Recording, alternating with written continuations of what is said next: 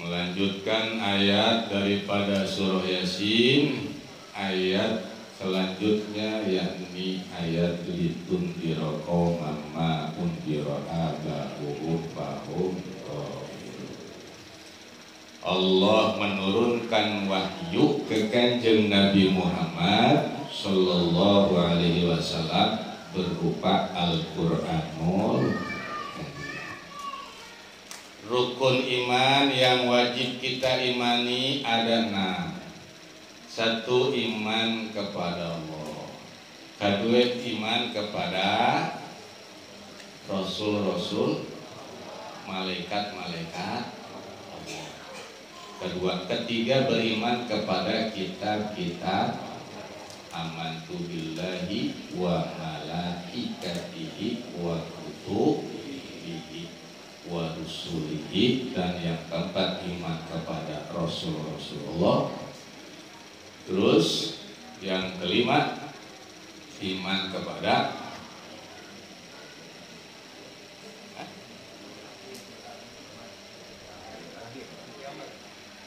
amantu billahi wa malaikatihi wa kutubihi wa rusulihi wal yaumil akhir.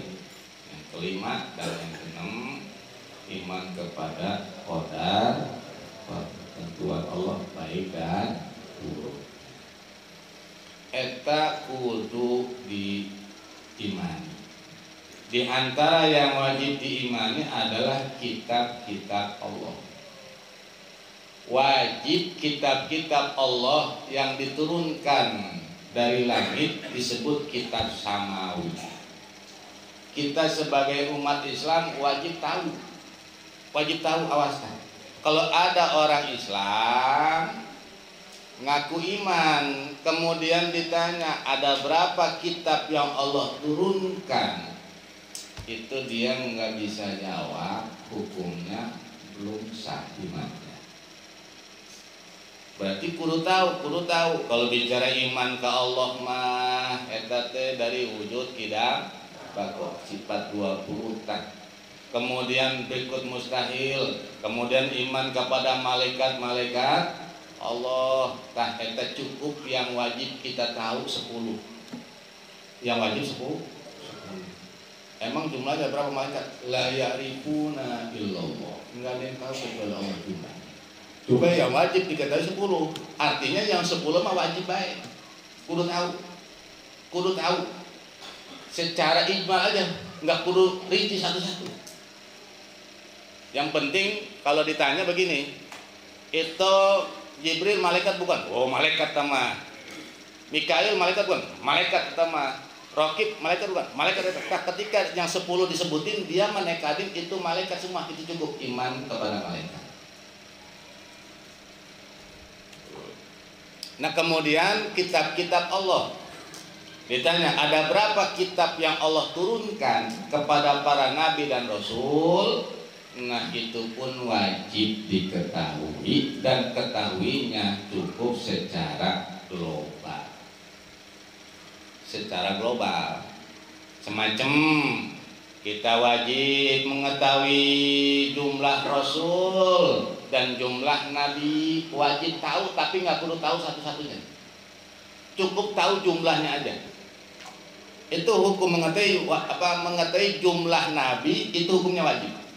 Mengetahui jumlah rasul itu hukumnya wajib, tapi nggak wajib kudu tahu namanya satu-satu. Yang penting tahu jumlah nabi berapa, jumlah rasul berapa, itu wajib tahu. Pertanyaannya, jumlah nabi ada berapa yang wajib kita ketahui? Soleh. Bukan ada nabi, ada rasul. Awas tah. Ini ngajinya mau dilurusin dulu lah. Nabi, rasul, setiap rasul pasti nabi, tapi nggak setiap nabi rasul. Yang mana jumlah nabi, seluruh jumlah nabi yang wajib diketahui secara global aja nih mah. Jumlahnya perlu tahu. Itu sejumlah 313 apa 124.000 nabi. 124.000 nabi jumlahnya yang wajib tahu. 124.000 nabi. Udah segitu dong udah. Ada berapa jumlah nabi yang wajib tahu? Jumlahnya 124.000. Terus jumlah rasul yang wajib ketahui jumlahnya berapa? Dari jumlahnya keseluruhan itu 313. Awas dah. Tapi yang wajib kita tahu secara tafsil eta diantaranya itu tuh yang wajib diketahui mah kita tuh 25 nabi rasul. Dari Adam, Idris, Nuh, Saleh, Ibrahim, Lut, Ishak, Yakub, Su'aibun, Harun, Musa, Ilyas, Dzulkifli, Sulaiman, Ilyas, Yunus, Zakaria, Yahya, Isa, Muhammad, Khatamir Rusul. 25 nabi dan rasul itu wajib tahu. Kudu sebutin itu mah. Kudu tahu nyebutinnya. Kalau tadi yang 124.000 cukup tahu jumlahnya aja. Kalau nggak tahu jumlahnya dorake. Ini mah makanya ngaji nih mah.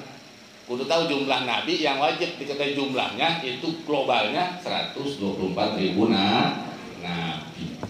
Dan jumlah rasul yang wajib diketahui jumlah keseluruhannya 313. Itu yang 124.000 nabi nggak perlu tahu namanya. Yang penting tahu jumlahnya, selamat. 313 rasul itu enggak kudu tahu namanya, yang penting tahu jumlahnya, selamat. Tapi yang 25 nabi rasul mah kudu tahu namanya. Itu yang 25 itu kudu tahu namanya. Kalau nggak tahu nama-namanya, itu nanti di akhirat kalaupun ke surga kakinya nyemplung. Jadi badannya nih, jempolnya di jembatan, badannya ke bawah. Kira-kira nyemplung nggak ya? Maksudnya beratan dosa gitu kan? Tuh, itu yang imannya nggak sempurna. Nah, balik lagi, iman aja iman jadinya. Nah, eta yang wajib diketahui 25 nabi dan rasul itu mah wajib diketahuinya. Eta wajib tahu namanya satu persatu. Kita wajib Adam, Idris, Nuh, Soleh, Ibrahim, Lut, Ismail, Ishak, Yakub, Yusuf, Ayub, Su'aib, Harun, Musa, Ilyas, Zulkifli, terus Daud, ya Sulaiman, Daud, Yunus, Ilyas, Yusuf, Ayub, Su'aib, terus ya Zakaria, Yahya, Isa. Nah, atau kalau nggak hafal urutannya, minimal kalau ditanya dia jawab itu Nabi Rasul. Contoh gini, Bu, ya kalau Ilyasa Nabi bukan, Nabi dan Rasul bukan. Oh, itu mah Nabi dan Rasul, itu cukup begitu. Walaupun dia kalau disuruh nyebutin satu-satu kata apa. Tapi kalau ditanya, ada Nabi bukan? Itu Nabi Rasul sama Nuh, Nabi Rasul sama Yunus, Nabi Rasul sama Udin, Bang Ojek sama. Berarti bisa ngebedain, tak model begitu cukup dah iman. Tapi kalau coba urut dah, Adam, nggak ketemu. Tapi kalau ditanya tuh, itu Nabi Musa itu Nabi atau bukan? Urutan Nabi Rasul bukan? Nabi Rasul sama. Kalau digituin dia bisa, kan ada orang model gitu. Kayak baca Yasin dah. Kalau dia suruh sendiri megang mic kata apa, tapi kalau ngikutin bisa. Ya. Nah, misalnya Nabi Rasul, terus nyebutin matu-atu, kalau gepah. Coba ini satu-satu coba sebutin. Nangis. Nangis. Karena nangis. Nah, tapi kalau misalnya bareng-bareng coba bareng-bareng paling kenceng jawabannya. Ketika bareng-bareng paling kenceng. Ketika ini kencengan suaranya maju. Kagak apa. Nah, yang penting kalau ditanya Nabi Zulkifli, Nabi bukan. Nabi Rasul cukup katanya. Ya. Kita bantang. Kalau Junaidi Nabi Rasul bukan eta. Bukan nama. Ya. Nah, eta wajib 25. Eta kudu tahu tuh mah. Kudu tahu satu persatu namanya. Walaupun nggak secara urut, minimal kalau ditanya itu Nabi Rasul, dia jawab itu Nabi Rasul. Kita. Itu cukup. Nyelamatin awak nanti ketika daerah ini bakal ngejeblus apa kagak segitu. Ah, makanya yang tua mah, waduh, ini mah kudunya uban gua cabutin ini mah. Puyeng kayaknya ngaji. Bukan puyeng sebenarnya, cuma bodoh. Bodoh. Nah, makanya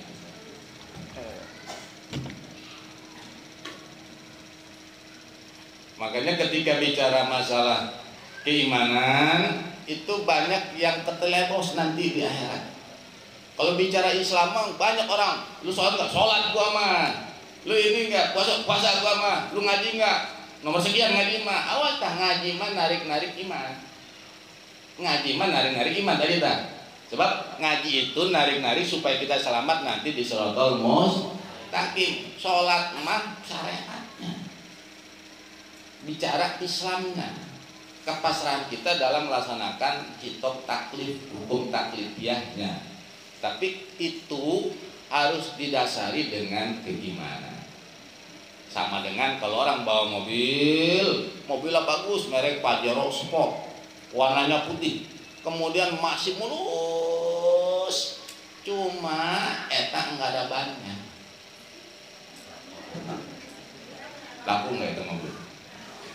Jangankan itu dijual, dibagi gak tuh orang nggak ada yang mau. Sama, kita sholat mah hebat, puasa mah hebat, segala itu hebat, tapi imannya nol. Ya itu mobil mogok lah. Mobil mogok, mending kalau kesini dorong ada bannya. Ini mah ada bannya, gimana dorongnya? Makanya nanti ketika kita, naudzubillah menjalik, ketika nanti ngejambar siratal mustaqim, nggak ada dasar imannya, itu bakal mogok. Kata malaikat, lu ngaling-ngalingin orang pada lewat aja, di sini nembulu, mampat kagak lu mah, udah didepak sama malaikat, kemana nyemplungnya? Neraka ya. Yang mana apung-apungannya itu 7.000 tahun, melayangnya 7.000 tahun, melayangnya belum sampai ke dasar, belum ketemu api, wong atau keburu geseng duluan. Sebab wasiqal ladzina taqau ilal jannati zumara. Kemudian aduhas samawati wal ardh. Surga itu seluas langit dan seluas bumi. Artinya 7 lapis langit, 7 lapis bumi. Lebarnya surga. Neraka sama. Neraka juga dalamnya itu seluas 7 lapis langit, 7 lapis bumi. Antara lapisan itu jarak tahunnya 500 tahun. Berarti kalau 500 tahun, langit 7 3.500, bumi 7 3.500, berarti 7.000. Tah ketika dilempar ke dalam neraka itu melayangnya 7.000, itu belum sampai api nerakanya. Makanya jangan sok-sokan, yang ke neraka gua belum biasa. Neraka gua itu neraka apaan tadi? Atau nggak sholat gua, nggak ngaji gua, yang nggak puasa gua, neraka gua, apa gua malu? Kalau punya anak model gitu, udah anak itu mau mulut talapan, matanya ikat, kemudian udah bawa sumur, cor udah di situ. Bikin pondasi habok, itu neraka. Nah, jadi kitab-kitab yang Allah turunkan diantaranya adalah Al-Quranul Karim. Nah, ini 104 kitab yang Allah turunkan, kita wajib tahu. Kalau ditanyanya ada berapa kitab yang Allah turunkan ke alam dunia, jumlahnya 104 kitab. Yang 100 bentuknya suhuf lembaran. Suhuf lembaran. Kalau yang 4 bentuknya kitab. Mana? Zabur, Nabi Daud, Taurat, Nabi Musa, Injil, Nabi Isa, Al-Quran, Nabi Muhammad. Nah, eta 4 kitab, eta bentuknya kitab. Yang 100 bentuknya suhuf. Kanjeng Nabi Sis, Kanjeng Nabi Ibrahim, Kanjeng Nabi Musa. Kanjeng Nabi Sis 30, kemudian Kanjeng Nabi Musa Ibrahim 60, kemudian Kanjeng Nabi Musa 10 suhuf. Nah, suhuf itu lembaran, tapi lembarannya jangan kita bayangin lembaran kayak begini. Suhuf itu. Jadi lembarannya itu kalau dibentangin itu dari wetan sampai kulon. Gede apa kecil? Wah. As-salata. Itu suhuf. Nah, Al-Quran. Nah, inilah Kanjeng Nabi menerima Al-Quranul Karim.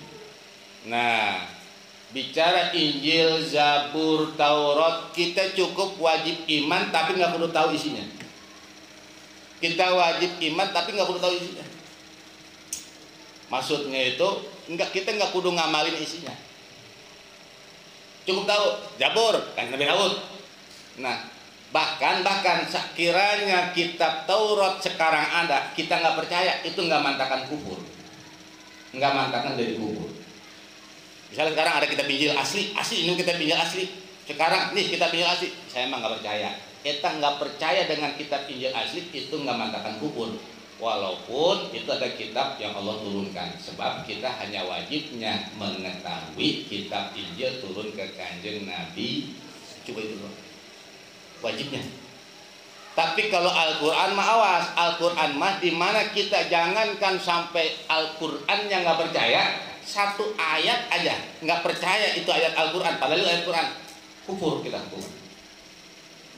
Apalagi kitab Al-Quran ayatnya dibuang-buang semacam Syiah mah ayat disurtilin, dia bikin Al-Quran hasil surtilan mereka itu, yang lain dia nggak percaya, nggak pakai. Model begitu mah jelas-jelas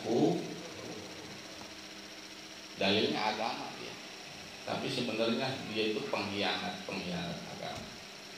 Kubur. Nah, balik. Nah, kita mah ketika iman kepada Al-Quran, imannya meles-meles seluruhnya dari sejumlah huruf 6.666 ayat terus sampai kandungannya itu bicara amaliyahnya cukup dengan kita duduk di majlis ta'lim. Itu sama dengan kita sedang mengamalkan Al-Qur'anul Karim. Sama, ngaji itu sama dengan mengamalkan Al-Qur'an. Makanya Tanzilal Azizir Rahim, Allah nurunkan wahyu ke kanjeng Nabi, yang mana bentuk Al-Quran itu adalah wahyu dari Allah nu Maha Agung juga yang Maha Pengasih. Untuk apa teh Allah menurunkan Al-Quran khususnya ke kanjeng Nabi Muhammad sallallahu alaihi wasallam? Eta tujuannya adalah litunjira qauman ma undira aba'uhum fahum ghafilun. Tujuannya adalah litunjira, agar supaya kanjeng Nabi Muhammad dengan Al-Quranul Karim tersebut itu memberikan peringatan, kemudian memberikan hawa, menakut-nakuti kauman kepada kaum ma undira aba'uhum, yang mana bapak moyang mereka ketika itu tidak pernah diberikan peringatan sama sekali tentang hukum-hukum Allah. Jadi kanjeng Nabi diutus oleh Allah itu zamannya dengan kanjeng Nabi Isa jauh. Setelah kanjeng Nabi Isa diangkat oleh Allah ke langit kedua, nanti bakal turun di akhir zaman. Bakal turun, bahkan satu riwayat mah kanjeng Nabi Isa bakal masuk Islam mengucapkan 2 kalimat syahadat. Tinggal nanti tuh yang ngaku umatnya Nasrani, Ortodok, Katolik, Protestan yang sekarang pada ribut. Lo entar mau Kristen Katolik apa Kristen Protestan, dua-duanya pada ribut, berbutin mana yang benar, justru lebih salah. Eta nanti atuh bakal labakan, sebab yang dituhanin sama mereka itu namanya apa? Yesus itu adalah Mesa kalau bahasa Ibrani, kalau bahasa Arabnya adalah Mehmet, kalau bahasa kita aja Muhammad. Eta mananya yang dipuji, Muhammadun yang dipuji, Yesus yang dipuji, kemudian Mesa yang dipuji, Mehmet sama mana yang dipuji. Eta tinggal pada bahasa, artinya itu semuanya satu kanjeng Nabi Muhammad. Nah, ketika kanjeng Nabi Isa diangkat ini mah, karena cerita kanjeng Nabi Isa diangkat ke langit 2. Nah, itu setelah itu kosong, enggak ada nabi, enggak ada rasul.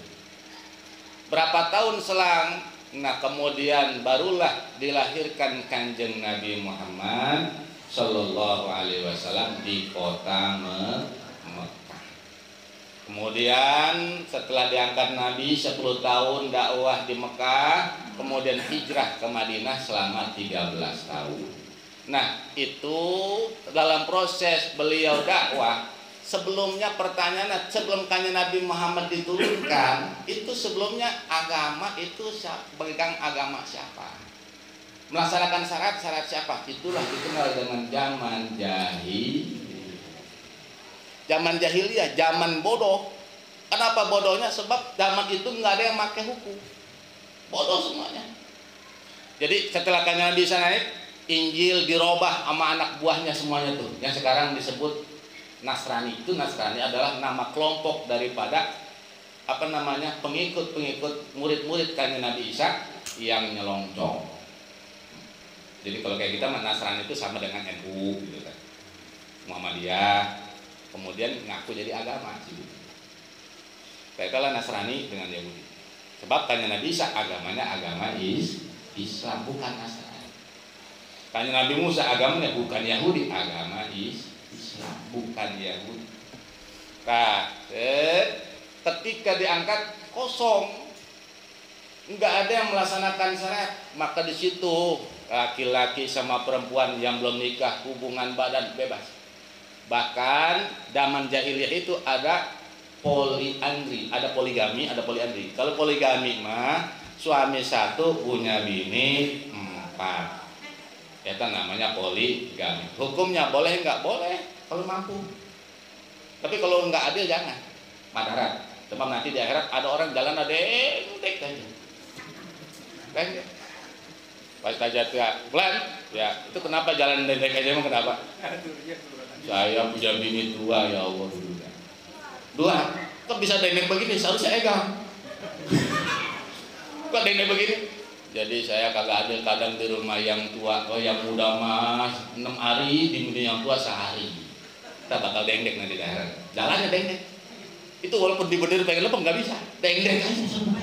Tuh, hari di sini mau kagak apanya? Di sini mah kagak, di sana nanti pada dendek. Nah, yang lebih sama. Oh, laki-laki boleh punya bini 4, boleh dalam syariat Islam.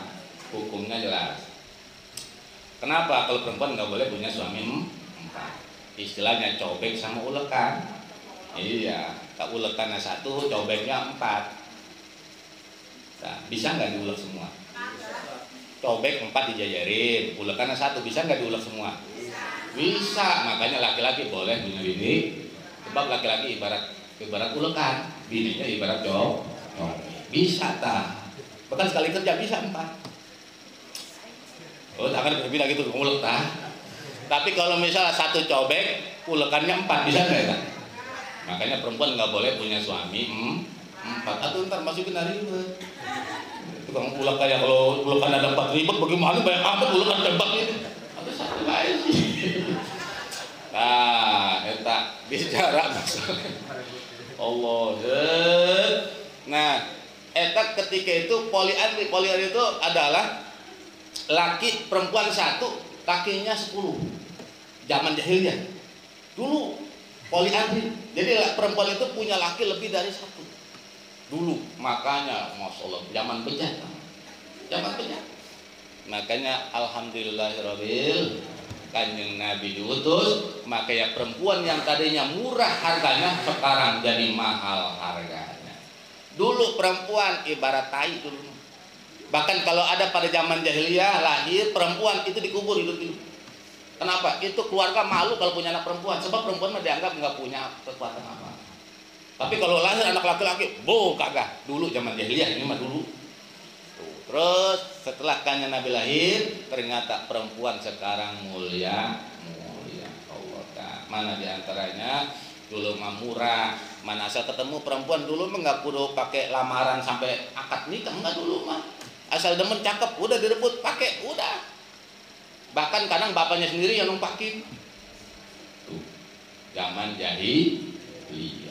Sekarang banyak anak yang bunting sama bapaknya juga. Ya Allah, balik lagi segini banyak banyak ulama. Segini zaman sudah terang bener. Aku bodoh mau bodoh baik. Perempuan jadi mulia. Apa mulianya? Banyak sekarang laki-laki yang belum nikah karena kubakati mahalnya perempuan. Ternyata bukan mahalnya perempuan sebenarnya, laki-lakinya nggak punya duit.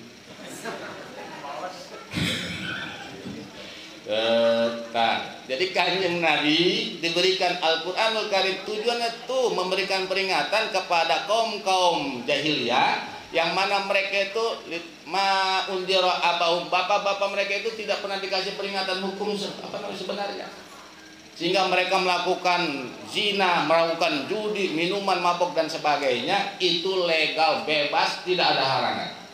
Bahkan hukum rimba berlaku. Siapa yang gagah, dia yang kuat, dia yang berkuasa. Dulu pada zaman jahiliyah. Nah inilah Kanjeng Nabi diutus oleh Allah untuk memberikan peringatan mana hukum yang benar, mana hukum yang salah, mana yang berdosa, mana yang beramal. Terus semuanya bakal diceritakan dalam Al-Quranul Karim. Makanya litunjira qaumam ma undira abahum. Nah ini adalah merupakan dalil menjelaskan tentang Al-Quran yang diturunkan oleh Allah kepada Kanjeng Nabi Muhammad. Tujuannya adalah untuk memberikan peringatan tersebut. Kenapa? Sebab pama bima undira lin nabi, yang mana ma ada yang nafsiran adalah ma mananya nabi, ayat tunggal abahu. Jadi yang tidak pernah diberikan peringatan bapak moyang mereka, yakni kaum Bani Quraisy. Ketika itu al-aqrabun yang mereka semuanya telah narik semuanya kepada perkara-perkara yang membuat kebodohan ditatawuli mudatil fatrah, sebab panjangnya masa fatrah, masa kosong antara kenabian. jangan patrah sebutnya, jangan kosong, yang mana itu jarak tempuhnya antara kanjeng Nabi bisa diangkat sampai lahir kanjeng Nabi, itu disebut zaman patrah, zaman kosong kenabian, yang mana itu kurang lebih 500 tahun lamanya. Masih panjang. Jadi intinya kanjeng Nabi diberikan Al-Qur'anul Karim untuk memberikan peringatan kepada kaum Quraisy khususnya ketika itu, karena mereka sudah tidak melaksanakan hukum yang sebenarnya dan mereka sudah tidak tahu iman yang sebenarnya bagaimana, dan mereka hidup bukan berdasarkan petunjuk agama, tapi mereka sudah sesat, bahkan jauh lebih sasar dan jauhnya lagi daripada kesesaran. Sehingga perlunya seorang peringatan yang mana tiada lain adalah junjungan Nabi besar kita Muhammad Sallallahu Alaihi Wasallam. Dengan wasilah kita baca kitab tafsir, nur Allah menyorot kepada kita semua.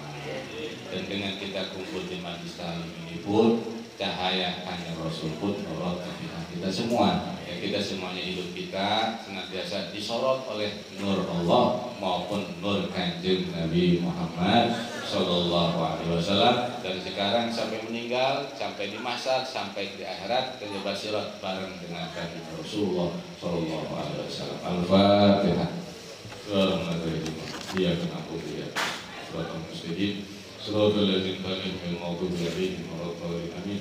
Allahumma shalli wa sallim ala sayyidina Muhammadin fil awwal wa barik wa sallim wa radhiyallahu an kulli sahabati Rasulillah ajma'in. Amin ya Allah ya rabbal alamin. Allahumma hdina siratal mustaqim, Allahumma hdina siratal mustaqim, Allahumma hdina siratal mustaqim. Siratal ladzina an'amta nabiyina siddiqin wa salihin wa salihin wa hasuna ulaika rabbika dzakal qawlika billahi alima. Shalli wa sallim ala jamil anbiya wa mursalin. Alhamdulillah.